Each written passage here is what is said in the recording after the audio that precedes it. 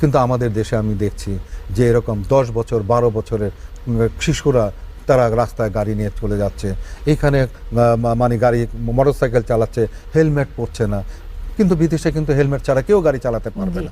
এবং তাদের দেশে আইনকে যে কঠোরভাবে নিয়ন্ত্রণ করা হয় এবং কেউ যেন কোনো অন্যায় করে পার না পেতে পারে তার জন্য যে আধুনিক প্রযুক্তি ব্যবহার করা হয়, এগুলো সমস্ত কিছু আমাদের দেশে মানে প্লাস যে জিনিসটি হলো যে আমি দেখলাম যে আমাদের দেশে ড্রাইভার তৈরি হয় কিভাবে।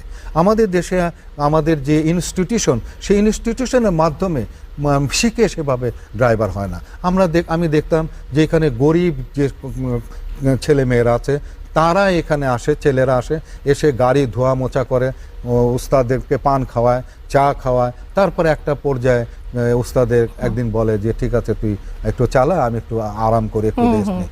এরকম করতে করতে অ্যাক্সিডেন্ট করতে করতেই নাকি তার হাত পাকা হয়।